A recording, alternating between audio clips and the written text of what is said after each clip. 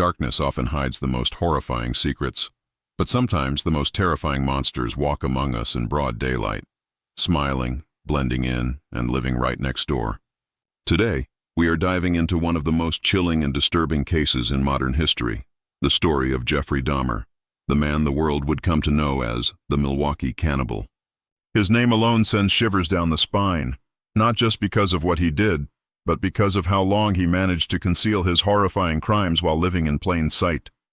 This is not just a story about murder. It is a story about deception, obsession, cruelty, and the chilling truth about what a human being is capable of when darkness consumes their soul. Jeffrey Lionel Dahmer was born on May 21, 1960, in Milwaukee, Wisconsin. At first glance, his childhood seemed ordinary, but beneath the surface, troubling signs were already appearing. As a boy, Dahmer was quiet, withdrawn, and deeply fascinated with the remains of dead animals. While other children played games in the park, Dahmer collected bones, dissected carcasses, and spent hours examining how creatures were put together.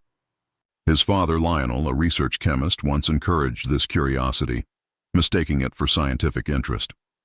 But what Lionel couldn't know was that this fascination wasn't about science. It was the beginning of a dark, twisted obsession with death itself. At home, Jeffrey grew up in a troubled environment. His parents' marriage was strained, filled with constant arguments and emotional distance. The chaos of his household only pushed him further into isolation. He was a lonely child, hiding behind an outward mask of quietness. But inside, disturbing fantasies were already taking root. Teachers noticed he seemed disconnected, lacking focus, and uninterested in school. By his teenage years, Dahmer had already begun drinking heavily, using alcohol to silence the darkness that seemed to whisper constantly in his mind. One of the earliest signs of the darkness to come appeared when Jeffrey was just 18. In 1978, shortly after his parents separated, Dahmer was left completely alone in the family home. It was in this lonely, empty house that his urges finally boiled over into action. That summer, he picked up an unsuspecting hitchhiker named Stephen Hicks, a young man on his way to a rock concert. Dahmer lured him home with the promise of beer and companionship. For hours they talked and drank, but when Hicks tried to leave, Dahmer panicked. Terrified of being abandoned once again, Jeffrey struck Hicks with a dumbbell, killing him instantly. What happened next was the true beginning of Dahmer's monstrous journey. He stripped Hicks's body, explored it with a disturbing curiosity, and then dismembered it in the basement. Using garbage bags and a shallow grave in the backyard, Jeffrey tried to erase the evidence. But as he later admitted, he didn't just feel fear. He felt a strange thrill, a rush he couldn't forget. This was no ordinary murder.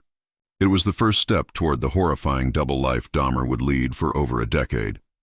Although Jeffrey managed to hide Hicks's murder, the memory haunted him constantly. He later confessed that, after that night, his darkest fantasies became uncontrollable. He couldn't stop thinking about the act of killing, about the body beneath his control, and about how powerfully intoxicating it felt. Hicks's murder wasn't a random accident of rage. It was the fulfillment of a fantasy Jeffrey had been building for years. That thrill, that horrifying satisfaction, became a hunger that would drive him to kill again and again and again. For a brief time, Dahmer managed to suppress his urges. He joined the army in 1979, stationed in Germany, where his drinking grew worse. He was eventually discharged because of his alcoholism, and after drifting aimlessly, he returned to Ohio to live with his father. But no matter how far he went or how many times he tried to escape himself, the darkness followed. The murder of Stephen Hicks had lit a fire inside him, and once that hunger had been awakened, there was no turning back. After the murder of Stephen Hicks, Jeffrey Dahmer spent nearly a decade drifting between failed attempts at a normal life. On the surface, he tried to appear ordinary, working odd jobs, living quietly, and moving from one place to another. But inside, his fantasies of control, power, and death were growing stronger with each passing year. His heavy drinking made him unpredictable, and his loneliness pushed him further into a world of twisted imagination. For years he managed to suppress his murderous urges, but like a predator waiting for the perfect moment, Dahmer knew deep down that it was only a matter of time before he would kill again. By the mid-1980s, Jeffrey had settled in Milwaukee, renting an apartment where he could live alone. This solitude gave him the freedom to nurture his dark desires without interference. He discovered the city's gay bars and bathhouses, where he began experimenting with control over others. His encounters weren't about companionship or love, they were about domination. Jeffrey started drugging men to keep them unconscious for hours, removing their ability to leave. The bathhouse owners quickly caught on to his disturbing behavior and banned him, but by then, Dahmer's fantasies had already evolved beyond sedatives. He no longer wanted a partner who could leave or say no. He wanted a body he could possess completely. It was in 1987, 9 years after his first murder, that Jeffrey Dahmer's killing spree began again. His second victim was Stephen Tuomi, a young man Jeffrey met at a bar and lured to a hotel room. According to Dahmer, he only planned to take Tuomi back for company. But when he awoke the next morning, Tuomi was dead, brutally beaten, with Dahmer claiming he had no memory of the killing. Whether it was truly a blackout or a deliberate act, what mattered most was that the beast inside him had returned, and it was hungrier than ever. Jeffrey stuffed Tuomi's body into a suitcase, transported it to his grandmother's basement, and methodically dismembered it. Once again, the act of cutting, separating, and disposing became part of the ritual that gave Dahmer a chilling sense of control. Over the next 2 years, the killings became more frequent. Jeffrey lured young men, often from bars, sometimes even from bus stops, into his grandmother's house with promises of money, alcohol, or companionship. There he would drug them, strangle them, and then spend hours with their bodies, satisfying urges he could never control with living partners. His grandmother grew suspicious of his behavior, often noticing foul smells, late-night movements, and strange packages. But Dahmer always had an excuse, blaming rotting meat or dead animals. Despite her unease, she never discovered the horrific truth unfolding beneath her roof. By 1989, the killings had escalated further. That year, Jeffrey murdered Anthony Sears, a young aspiring model. Unlike his previous victims, Dahmer didn't just dispose of Anthony's remains. He kept certain body parts as trophies. His fascination with preserving bones and skulls revealed a deeper, darker obsession. He wasn't just killing to silence his loneliness. He was collecting pieces of his victims to keep forever. These trophies became symbols of his control, objects he could revisit whenever he felt the craving return. It was this shift, from temporary satisfaction to permanent possession, that marked the beginning of his descent into complete monstrosity.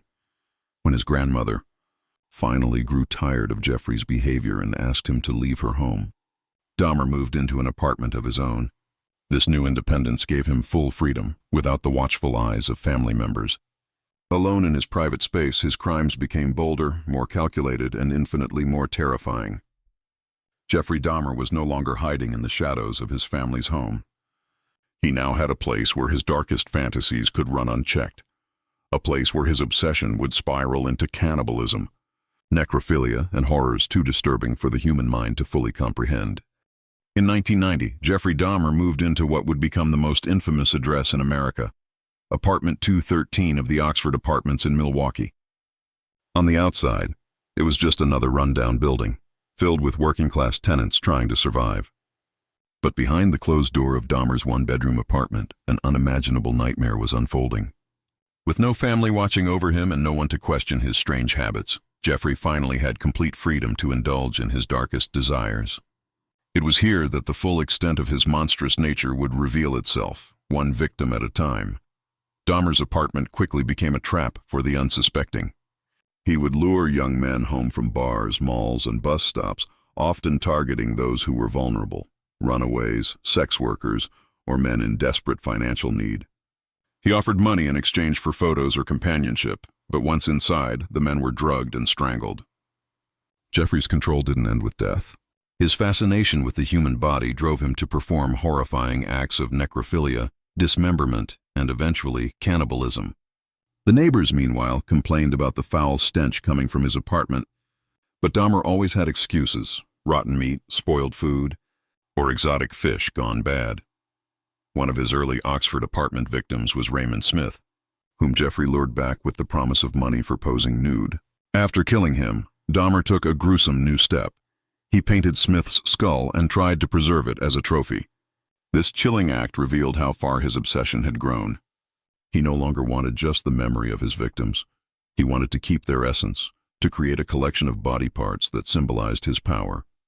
Over time, his apartment began to fill with skulls, bones, and preserved organs, all hidden in closets, drawers, and even his refrigerator. The horrifying routine became disturbingly methodical. Jeffrey would often photograph his victims at every stage, before, during, and after death, creating a twisted scrapbook of his crimes. These photos became part of his ritual, something he could revisit when he was alone, allowing him to relive his killings again and again. He experimented with different ways of preserving bodies, boiling flesh off bones, bleaching skulls, and even attempting to create a shrine of skeletons. In Jeffrey's mind, these trophies were more than objects. They were a way to keep his victims with him forever. But Dahmer's darkness didn't stop there. His desire for complete control evolved into horrifying experiments. He began drilling holes into the skulls of his victims while they were still alive, injecting acid or boiling water in an attempt to create zombies, mindless bodies that would never leave him. These gruesome attempts at creating living slaves revealed just how twisted his fantasies had become. He didn't just want companionship, he wanted ownership, complete and irreversible control over another human being. The sheer cruelty and horror of these acts went beyond murder. They were experiments in dehumanization. Despite the escalating horrors inside apartment 213, Jeffrey Dahmer managed to remain undetected. He smiled politely at neighbors, chatted with building staff, and continued working his regular job at a chocolate factory. To the outside world, he was quiet and unremarkable. But behind his door, the air reeked of chemicals, decomposing flesh, and nightmares too terrible to imagine. The Oxford Apartments had become a house of horrors, and no one yet realized that a serial killer, one of the most depraved in history, was living right next door. As Dahmer's killing spree continued through 1990 and 1991, his confidence grew dangerously high. He had created an environment where no one questioned him, no one suspected him, and no one could stop him. With every victim, he refined his methods, learning how to lure, subdue, and dispose of human beings with chilling precision. But the most terrifying part was not his efficiency, it was his cold, calculated obsession. For Jeffrey Dahmer, murder was no longer just an act of violence. It had become his way of life, his routine, his twisted attempt to fill the endless void of loneliness that haunted him since childhood. One of the most haunting cases during this period was that of a 14-year-old boy named Konarak Sinthasomphone. Jeffrey lured him into his apartment under the pretense of paying him for photographs. Like the others, Konarak was drugged and assaulted. But what happened next revealed just how close Dahmer came to being caught, and how tragically he slipped through the cracks of law enforcement. At one point, Konarak managed to escape Dahmer's apartment, stumbling into the street, disoriented, bleeding, and barely conscious. Neighbors immediately called the police, terrified by the sight of this young boy struggling for his life. When officers arrived, the neighbors pleaded with them, insisting something was wrong. But Jeffrey Dahmer appeared calm and polite, convincing the officers that Konarak was actually his 19-year-old lover, drunk after a domestic argument. Despite the neighbors' protests, the police believed Dahmer's lies. They escorted Konarak back into Jeffrey's apartment, where the horrifying smell of death lingered in the air. The officers ignored it, laughed off the situation, and left the boy in Dahmer's custody. Minutes later, Konarak was dead. What could have been the end of Dahmer's killing spree instead became one of the most tragic failures in police history. The case of Konarak Sinthasomphone highlights not only Dahmer's manipulative skills but also the devastating consequences of negligence. The police had literally walked his victim back into the killer's lair, sealing his fate. This incident shook the local community once the truth was revealed, and it remains one of the darkest examples of how systemic failures allowed Dahmer to continue his reign of terror unchecked. For Jeffrey, it was proof that he was untouchable, that he could manipulate anyone, even law enforcement, into protecting his secrets. Inside apartment 213, the horrors multiplied. Dahmer's experiments with creating zombies grew more desperate and grotesque. He drilled holes into the skulls of his victims, injecting acid and boiling water, hoping to destroy their will while keeping their bodies alive. The results were always fatal, but Jeffrey's obsession only deepened. He was no longer satisfied with killing. He wanted to own his victims in every possible sense. Their bodies became objects to him, objects he could pose, photograph, consume, or preserve as trophies. Each victim was both a person and a possession, feeding his hunger for dominance. By 1991, the walls of the Oxford apartments hid the remains of numerous victims. Bones and skulls were hidden in closets, preserved organs floated in jars, and decomposing flesh filled the refrigerator. Neighbors complained constantly about the stench, but Jeffrey always had an explanation: spoiled food, exotic pets, or plumbing issues. Despite the constant warnings, no one ever investigated thoroughly. The truth was too horrific for anyone to imagine, and Dahmer knew it. With every successful deception, he grew bolder, sinking deeper into the abyss of his own depravity. The nightmare was spiraling out of control, and yet he remained invisible in plain sight. By the summer of 1991, Jeffrey Dahmer's apartment had become a graveyard disguised as a home.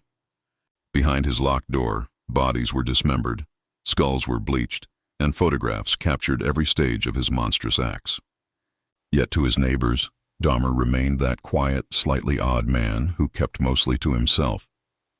Some complained about the foul odor and strange noises coming from his unit, but his polite explanations, spoiled meat or tropical fish gone bad, were enough to quiet their suspicions.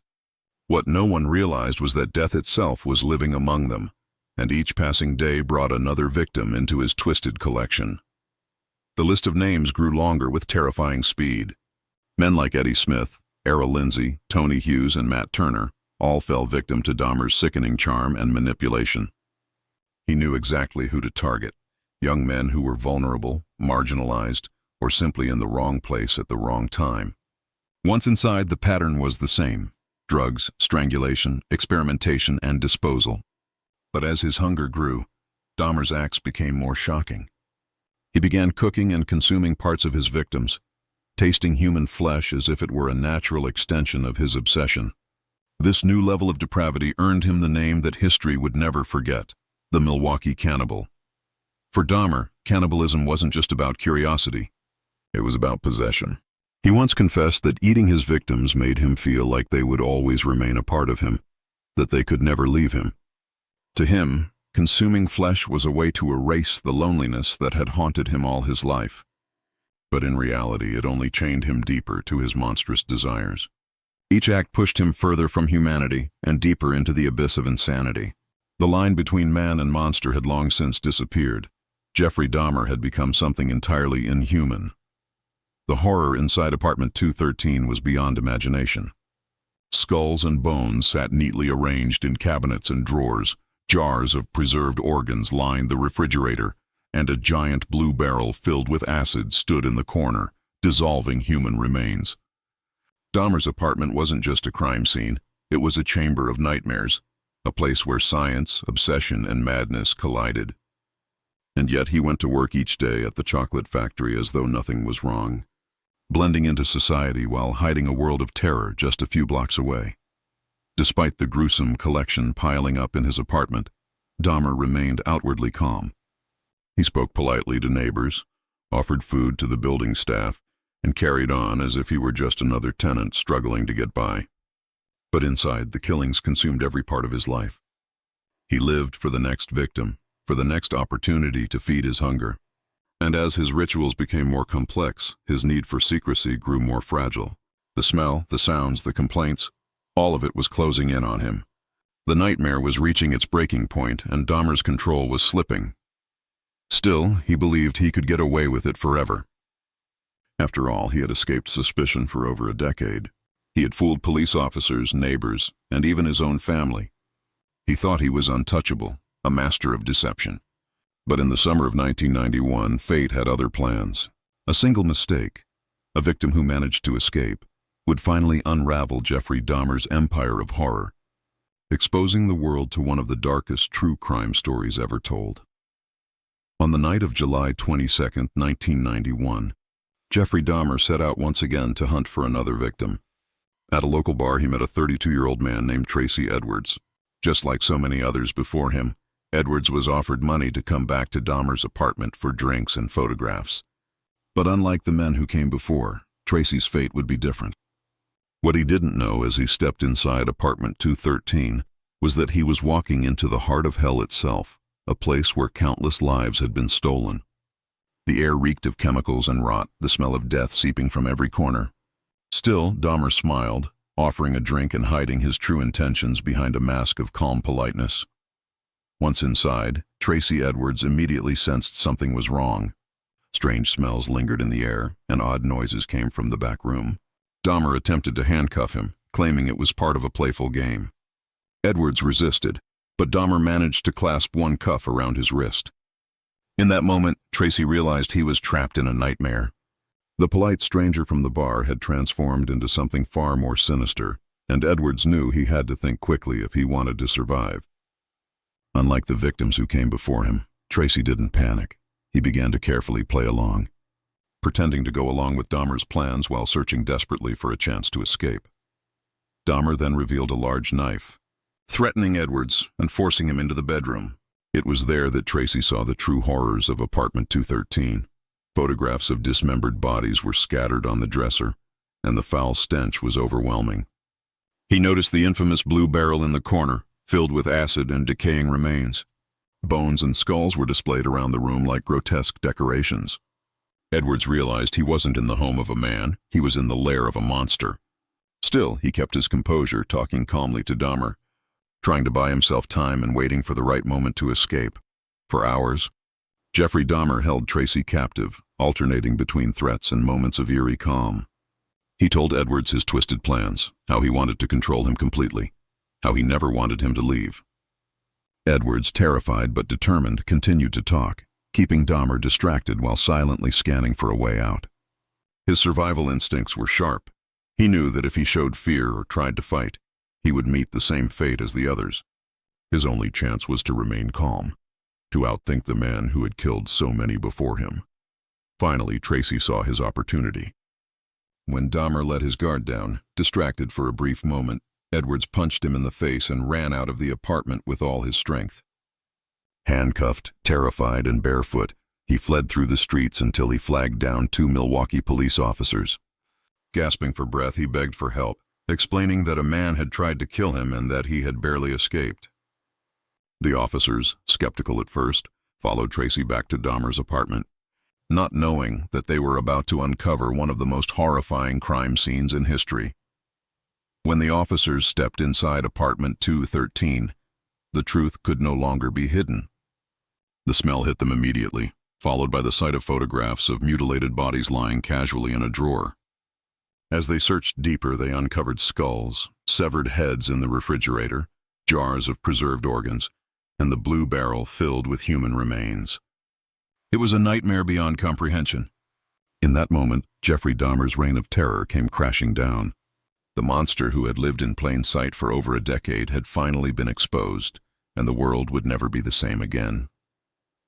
The discovery inside apartment 213 left the officers shaken to their core. They had walked into what could only be described as a house of horrors. Everywhere they turned, evidence of Dahmer's crimes was on full display. Human skulls lined the closet, decomposing bodies preserved in chemicals, and chilling photographs documenting the stages of dismemberment. Even the refrigerator held severed heads, staring back at the officers with lifeless eyes. It wasn't just a crime scene. It was a museum of madness, meticulously curated by a man who had lived undetected for years. The officers knew instantly that this was far bigger than anything they had ever encountered in their careers. Jeffrey Dahmer, however, did not resist. When the police confronted him with the photographs and remains, he simply muttered, "For what I did, I should be dead." There was no dramatic chase, no violent struggle, just a quiet surrender. It was as if Dahmer knew the nightmare he had created could no longer be hidden. For years he had carried his secrets alone, and now, in a twisted way, he seemed almost relieved to let it all out. His calmness in the face of capture was as chilling as his crimes, as though he had accepted his role as a monster long before the world had discovered it. News of Dahmer's arrest spread rapidly, sending shockwaves not only through Milwaukee, but across the entire nation. The media descended on the Oxford apartments, broadcasting images of the building where unspeakable horrors had taken place. Neighbors stood outside in disbelief, many of them recalling the foul smells, the strange noises, and their repeated complaints that were ignored. The horrifying truth was impossible to ignore now. Jeffrey Dahmer had been killing in plain sight, and no one had stopped him. The realization filled the city with outrage, grief, and a chilling sense of betrayal. Inside police headquarters, investigators began piecing together the full scale of Dahmer's crimes. The evidence was overwhelming: human remains, preserved body parts, hundreds of photographs, and chilling personal belongings of his victims. Each piece told a story of unimaginable cruelty. But even more disturbing were Dahmer's confessions. Once in custody, he spoke freely, detailing his methods with shocking clarity. He explained how he lured his victims, how he killed them, and how he experimented with their bodies. He admitted to acts of necrophilia, cannibalism, and his attempts to create obedient zombies. To the investigators, it was like listening to the diary of a true-life horror film. The scope of his killings was staggering. Between 1978 and 1991, Jeffrey Dahmer admitted to murdering 17 young men and boys.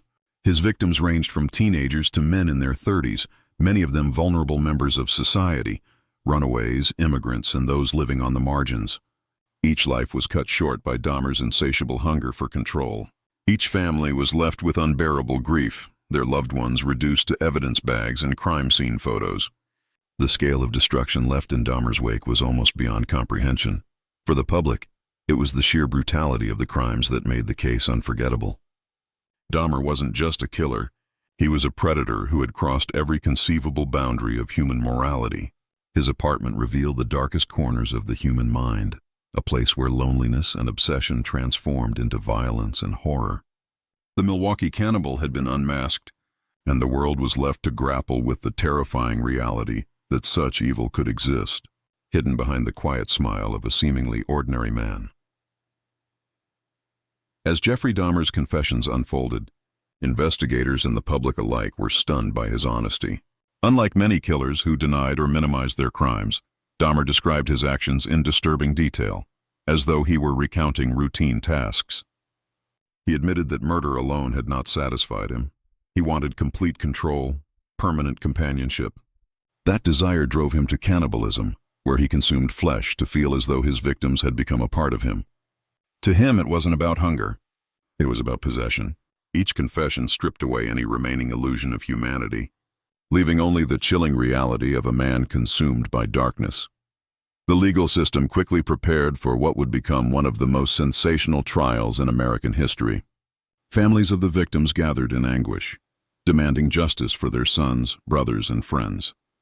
The community of Milwaukee, especially the LGBTQ+ and immigrant communities most affected by Dahmer's crimes, was filled with rage and grief. They wanted answers. How could police have ignored the warning signs? How could complaints from neighbors be dismissed? And how could an escaped victim like Conorak's synthesophone have been handed back to his killer? These questions exposed not just Dahmer's evil, but also the failures of a system that allowed him to continue. In court, prosecutors laid out the gruesome evidence against Dahmer: photographs, preserved remains, and chilling testimony from investigators. Each piece painted a picture of a predator who had stalked, trapped, and destroyed lives with calculated cruelty. The defense, however, attempted to argue that Dahmer was insane, that his crimes were so monstrous they could not have been committed by a sane man. They claimed his obsessions with necrophilia and cannibalism were proof of severe mental illness, stripping him of responsibility. But the prosecution countered that Dahmer knew exactly what he was doing, that his careful methods, his attempts to conceal his crimes, and his manipulations of police showed full awareness of right and wrong. As the trial progressed, the world watched closely. The courtroom became a stage where the horrors of Dahmer's private world were laid bare. Families of the victims broke down as they listened to the details of how their loved ones were killed, their pain echoing through every word. Some shouted at Dahmer in rage, others wept uncontrollably. For them, this was more than a trial. It was the unveiling of their worst nightmares, made worse by the calm face of the man responsible sitting just feet away from them. Dahmer, in his usual fashion, remained quiet, often expressionless, occasionally apologetic, but never defiant. In February 1992, the jury reached its verdict. Jeffrey Dahmer was found guilty on 15 counts of murder and sentenced to 15 consecutive life terms in prison, over 900 years behind bars. The verdict was a moment of relief for the families, though no sentence could ever bring back the lives that were stolen. Dahmer himself expressed a strange acceptance of the punishment, telling the court that he deserved nothing less. He admitted he could not stop himself, that if he were ever released, he would kill again. It was an acknowledgement not of insanity, but of his own monstrous nature. The trial closed one chapter of Jeffrey Dahmer's story, but the questions it raised lingered. How had he gone undetected for so long? How had neighbors, police, and even his own family failed to uncover the truth? And perhaps the darkest question of all, how could a human being descend into such unimaginable depravity? With Dahmer locked away, the world was left to wrestle with these haunting thoughts, knowing that the man who had once lived quietly among them had been hiding horrors beyond comprehension. Prison life for Jeffrey Dahmer was unlike that of most inmates. From the moment he entered, he became both infamous and feared, his name carrying the weight of his crimes. Some prisoners despised him for the brutality of his actions, while others were morbidly fascinated, wanting to be near the man who had shocked the world. Guards kept a close eye on him, knowing his notoriety made him a target. Yet Dahmer seemed strangely calm, even resigned to his fate. He admitted openly to those around him that he deserved to die, and some believed he almost welcomed the punishment that prison life would inevitably bring. In prison, Dahmer's behavior was both unsettling and bizarre. He often mocked his own crimes, unnerving inmates and staff alike. Reports say he would shape his food into limbs and cover them with ketchup to resemble blood, joking about cannibalism in the cafeteria. These disturbing displays infuriated other prisoners, especially those who had lost loved ones to violence. While some believed Dahmer was mentally unwell, others saw his behavior as cruel arrogance, a way of reminding everyone that he remained in control of his narrative. Even behind bars, despite his infamy, Dahmer underwent a strange transformation while incarcerated. He expressed remorse during interviews, admitting that he could not understand why he had been driven to such evil. He began reading the Bible, attending church services, and even requested to be baptized. To some, this was an attempt at redemption, a desperate plea for forgiveness. To others, it was nothing more than a manipulative performance, another mask Dahmer wore to shape how the world viewed him. Regardless of his sincerity, this sudden embrace of faith only deepened the mystery of who Jeffrey Dahmer truly was: monster, victim of his own mind, or both. But not everyone in prison cared about Dahmer's spiritual awakening. Among the inmates, his reputation as the Milwaukee cannibal marked him for death. Many prisoners had committed violent crimes, but Dahmer's actions stood apart. Cannibalism, necrophilia, and the targeting of young men and boys made him an object of both hatred and disgust. In a place where respect and reputation often meant survival, Dahmer's crimes ensured he would never be safe. There were whispers among the prison population that it was only a matter of time before someone took justice into their own hands. That moment came on November 28, 1994.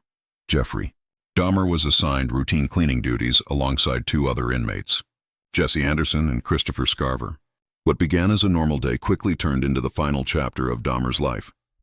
As the three men worked together, Scarver attacked Dahmer and Anderson with a metal bar taken from the prison gym. The assault was brutal, swift, and deliberate. When guards arrived, they found Dahmer fatally beaten, his skull crushed beyond repair. Within an hour, the man who had haunted America for over a decade was pronounced dead at the age of 34. For many, Dahmer's death brought a sense of closure. Families of the victims expressed relief, believing that true justice had finally been served. Others, however, felt robbed of the chance to see him live out his life in prison, forced to confront his crimes day after day. Regardless of perspective, one fact was undeniable: Jeffrey Dahmer, the Milwaukee cannibal, was gone. His reign of terror had ended not in a courtroom, but on the cold floor of a prison bathroom, at the hands of another inmate who believed he was carrying out divine justice. Even after Jeffrey Dahmer's death, the world could not stop talking about him. His name became etched in the darkest corners of true crime history, alongside the most notorious killers of all time. Documentaries, books, and interviews with survivors and family members of victims continued to revisit his story, trying to piece together the unanswered questions. Why did he commit such horrifying acts? Could anyone have stopped him earlier? Or was he destined from childhood to become the monster he became? These questions lingered, feeding the endless fascination with his case. The public's obsession with Dahmer revealed something unsettling about society itself. People were not only horrified by his actions, but also disturbingly captivated by them. The sheer brutality of his crimes, cannibalism, necrophilia, and cold manipulation, forced people to confront the darkest depths of human nature. Movies, shows, and online discussions painted him as both monster and enigma, a figure whose evil both terrified and intrigued. It raised an uncomfortable truth. While Dahmer's life ended in prison, his story would never truly die. For the families of his victims, however, there was no mystery, only pain. Each young man Dahmer killed had a future stolen, a life cut short, and a family left behind to grieve. Parents and siblings carried scars that would never heal, haunted by the thought of what their loved ones had endured. Some spoke publicly, demanding that the world remember their sons not as victims of Jeffrey Dahmer, but as vibrant human beings whose lives mattered. Others chose silence, unable to face the endless retelling of their tragedy in documentaries and news stories. For them, closure was impossible. Even experts struggled to explain Dahmer. Psychologists debated whether he was driven by deep mental illness, suppressed desires, or simply an unimaginable lack of empathy. Was he born evil, or shaped by loneliness, neglect, and an inability to connect with others? Some argued that his calm demeanor and meticulous planning proved he knew exactly what he was doing, while others saw him as a tragic figure consumed by impulses he could not control. In the end, Jeffrey Dahmer defied easy explanation, an unsettling reminder that the human mind can harbor unimaginable darkness. And so, the story of Jeffrey Dahmer is more than just the tale of a serial killer. It is a chilling reflection of how evil can hide in plain sight. A quiet neighbor, a man with a steady job, someone who appeared ordinary on the surface but concealed unspeakable horrors behind closed doors. His crimes remind us that monsters do not always lurk in shadows. Sometimes they live next door. This reality is perhaps the most terrifying truth of all, one that ensures Dahmer's name will remain infamous for generations to come. In the end, Jeffrey Dahmer's life ended violently, but the legacy of his crimes still echoes across time. His story is not just about murder, but about the fragile line between sanity and madness, about how silence from neighbors, police failures, and overlooked warning signs allowed one man to destroy so many lives. And as we close this chapter, we are left with one haunting question. How many other monsters just like him still walk among us, unseen and unnoticed? Thank you for watching this deep dive into the chilling case of Jeffrey Dahmer, the Milwaukee cannibal. His story reminds us of the darkness that can exist in ordinary lives and the importance of vigilance, awareness, and justice. If you found this video insightful, don't forget to like, share, and subscribe for more true crime mysteries. Until next time, stay safe. And remember, you never truly know what secrets might be hiding in the shadows around you.